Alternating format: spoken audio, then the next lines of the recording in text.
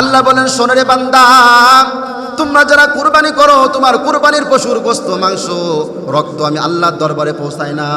বলেন তো, আমরা যখন কুরবানি করি, আমরা কি গোশত মাংস আল্লাহর জন্য রাখি নাকি? রাখি? নাউজুবিল্লাহ, রাখি না।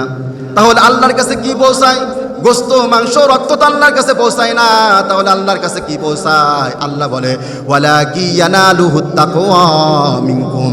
বান্দা, আমি আল্লাহর দরবারে তোমরা যে কুরবানি করো, তোমাদের ভিতরে তাকওয়া আমি আল্লাহর দরবারে পৌঁছাই। বলেন সুবহানাল্লাহ।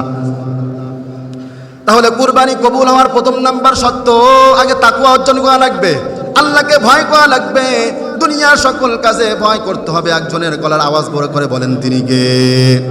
এই জন্য তাকওয়া অবলম্বনকারী না হলে কখনো কুরবানি কবুল হবে না। এখন বলেন, তাকওয়া যার ভেতরে আছে, তার ভেতরে 5 ওয়াক্ত নামাজ আছে না নাই? আছে। এখানেও নামাজের ওয়াজ চলে আসছি না? কত 2 সপ্তাহ কি ওয়াজ করলাম? নামাজ ওয়াজ করলাম না? শোনা আসছে? এবারে শোনা আসছে? গত 2 সপ্তাহ নামাজ ওয়াজ করলাম, তো এখানেও তো নামাজের কথা এসছিস। তাকওয়া যদি অবলম্বন করেন তো নামাজ পড়া লাগবে না? নামাজ পড়েন কেন? জাহান্নামের ভয়, আল্লাহর ভয় তো নামাজ পড়েন। তাহলে নামাজ না পড়লে দেখা যায় কুরবানিও কবুল হবে না। নামাজ না পড়লে কুরবানিও কবুল হবে না। তাহলে আমরা ইতিহাস শুনলাম, কুরবানির সূচনা কেমনে শুরু হলো। আমরা ইতিহাস পাইলাম, হাবিল এবং কাবিলের মাধ্যমে কুরবানির সূচনা শুরু হয়েছে। তবে তাদের কুরবানি আর আমাদের কুরবানির মধ্যে কিছু পার্থক্য আছে। কি পার্থক্য? সবাই খেয়াল করেন। তারা যখন কুরবানি করতো, সাথে সাথে কবুল হয়ে গেলে বোঝা যেত। তাদের কুরবানি কবুল হইলেই বোঝা যেত। কিন্তু আমরা যে কুরবানি করি, আমাদের কুরবানি কবুল হয়েছে কি বোঝা যায়?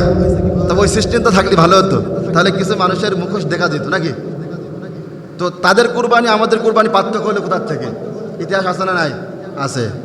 মূলত এখন আমরা যে কুরবানি করি, এই কুরবানি হলো ইব্রাহিম আলাইহিস সালামের সুন্নাত। ইব্রাহিম আলাইহিস সালামের কুরবানির তরিকা এটা।